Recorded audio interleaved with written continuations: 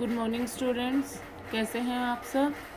Understanding and discipline की class में स्वागत है आप सबका। आज का हमारा टॉपिक है ज्ञान, नॉलेज। ज्ञान ज्ञान जो शब्द है, एक ऐसा शब्द है जो सामान्य रूप से प्रयोग किया जाता है। हम इसको हमारे दैनिक जीवन में भी प्रयोग करते हैं। ज्ञान का अर्थ हुआ किसी वस्तु या विषय के संबंध में यथार्थ जानकारी होना। ज्ञान का अर्थ बहुत व्यापक है। ज्ञान शब्द का प्रयोग किसी वस्तु या विषय के संबंध में उसके वर्णन से होता है। ज्ञान का प्रयोग भौतिक एवं आध्यात्मिक दोनों संदर्भों में किया जाता है। भौतिक जगत की वस्तुओं का ज्ञान उनके संपर्क में आने पर किया जाता है।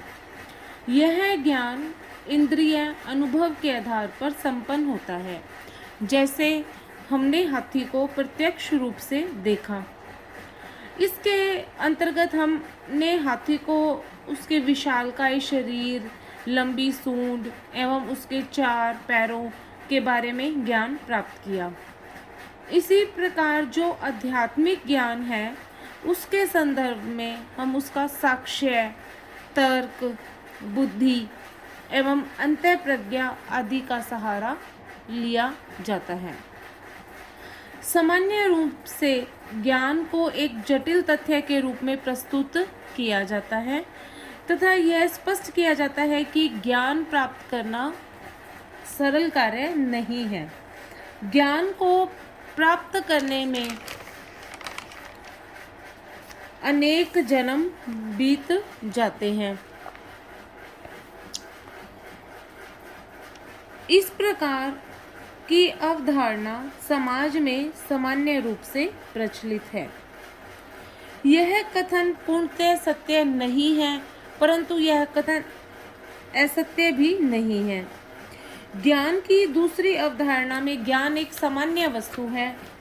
इसे प्राप्त करने के लिए हमें विशेष प्रयासों की आवश्यकता नहीं होती है। जिस प्रकार हम हमारे दैनिक जीवन में खाना खाते हैं, श्वास लेते हैं, दैनिक कार्यों को संपन्न करते हैं, ठीक उसी प्रकार हम ज्ञान को भी प्राप्त करते हैं। इस अवधारणा के आधार पर ज्ञान को 2 भागों में बांटा गया है: सामान्य ज्ञान और विशिष्ट ज्ञान। विशिष्ट ज्ञान, स्पेसिफिक नॉलेज। विशिष्ट ज्ञान के अंतर्गत हम उस ज्ञान को सम्मिलित करते हैं जो आत्मा, परमात्मा एवं आध्यात्मिक जगत से संबंधित होता है। दूसरे शब्दों में इस प्रकार के ज्ञान का संबंध पारलौकिक जगत से होता है। इस ज्ञान की प्राप्ति कठिन होती है। इस ज्ञान को प्राप्त करने में व्यक्ति को जन्मों तक परिश्रम एवं साधना करनी पड़ती है। जैसे आत्मा अजर अमर है तथा ब्रह्मांड का ज्ञान प्राप्त करना कठिन कार्य है। अर्थात कहने का मतलब है कि विशिष्ट ज्ञान जो है वह परमात्मा तथा अध्यात्म से संबंधित है। इस ज्ञान को प्राप्त करने में हमें कठिन तपस्या करनी पड़ती है और यह ज्ञान प्राप्त करने में हमें वर्षों का समय लगता है और हमें साधना भी करनी पड़ती है। जो दूसरा पॉइंट है हमारा सामान्य ज्ञान, जनरल नॉलेज। सामान्य ज्ञान के अंतर्गत हम उन सभी भौतिक वस्तुओं का ज्ञान सम्मिलित करते हैं जिन्हें हम प्रत्यक्ष रूप से तथा शाब्दिक रूप से प्राप्त करते हैं। यह ज्ञान विशिष्ट ज्ञान की तुलना में प्राप्त करना सरल होता है। सामान्य ज्ञान के अंतर्गत जैसे कि हम एग्जाम्पल के तौर पर लेते हैं कि यह मेज है, यह मैं स्कूटर चलाना जानता हूँ। पदार्थ के 3 रूप होते हैं, सीता पढ़ना जानती है। ये सभी सामान्य ज्ञान के अंतर्गत सम्मिलित किए जाते हैं। मतलब कोई भी बेसिक नॉलेज को हम, जैसे यह किताब पढ़ना जानता है, आप किताब पढ़ना जानते हो, मैं लिखना जानती हूँ, यह सब सामान्य ज्ञान के अंतर्गत सम्मिलित किए जाते हैं। अब हम नेक्स्ट जो बात कर रहे हैं, ज्ञान की अवधारणा। ज्ञान की अवधारणा का संबंध अनुशासनिक ज्ञान की अवधारणा से है।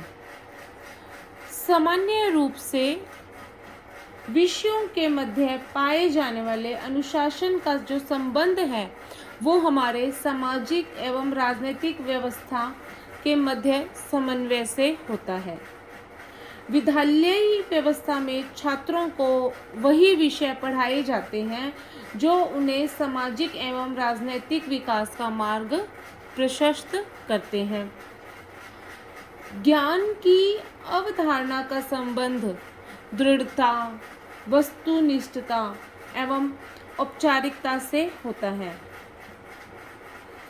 3 प्रकार के ज्ञानों की अवधारणा का संबंध शिक्षा व्यवस्था के माध्यम से सामाजिक एवं राजनीतिक व्यवस्था में सामंजस्य स्थापित करना होता है। अर्थात कहने का मतलब है कि हमें जो छात्रों को विद्यालय में विषय पढ़ाते हैं या महाविद्यालय या विद्यालय में जो शिक्षा छात्रों को दी जाती है, उस शिक्षा का जो बेसिकली जो उस शिक्षा की से जो हम हैं कि हम सामाजिक एवं राजनीतिक के मध्य सामंजस्य कर सके।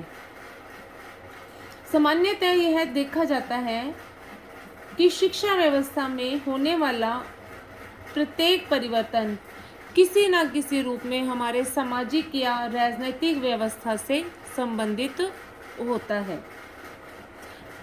इसी क्रम में ज्ञान की अवधारणा को हम निम्नलिखित रूप में प्रस्तुत करने का प्रयास किया गया है।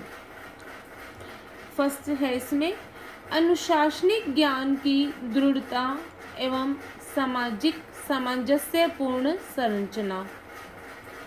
कि जो अनुशासनिक ज्ञान है इसका जो संबंध है सामाजिक सामंजस्यपूर्ण संरचना से होता है। नेक्स्ट है इसमें हमारा अनुशासनिक ज्ञान की दृढ़ता एवं राजनैतिक सामंजस्यपूर्ण संरचना। नेक्स्ट जो है अनुशासनिक ज्ञान की वस्तुनिष्ठता एवं सामाजिक सामंजस्यपूर्ण संरचना। नेक्स्ट है अनुशासनिक ज्ञान की वस्तुनिष्ठता एवं राजनैतिक सामंजस्यपूर्ण संरचना। नेक्स्ट है अनुशासनिक ज्ञान की सामान्य स्थिति एवं सामाजिक सामंजस्यपूर्ण संरचना। और नेक्स्ट है हमारा पॉइंट अनुशासनिक ज्ञान की सामान्य स्थिति एवं राजनैतिक सामंजस्यपूर्ण संरचना। नेक्स्ट पॉइंट है सामाजिक एवं राजनैतिक व्यवस्था में सामंजस्यपूर्ण संरचना। अर्थात ज्ञान के प्रत्यक्ष या अप्रत्यक्ष रूप, ज्ञान जो है प्रत्यक्ष या अप्रत्यक्ष रूप से समाज एवं राजनीति से संबंधित पाया जाता है। शिक्षा व्यवस्था के मध्य पाए जाने वाले विषयों एवं अन्य गतिविधियों के मध्य जो भी अनुशासन पाया जाता है उसका प्रमुख उद्देश्य एक सामंजस्यपूर्ण समाज की संरचना करना होता है। विद्यालय एवं शिक्षा दोनों हमारे उसी स्थिति में उपयोगी होते हैं जब वे समाज की आकांक्षाओं की पूर्ति करते हैं। इसी के साथ आज का हमारा ये टॉपिक कंप्लीट होता है। इसके अंतर्गत हमने ज्ञान, टाइप्स ऑफ ज्ञान और ज्ञान की अवधारणा के बारे में स्टडी की है। Have a nice day. कल की क्लास में फिर मिलेंगे।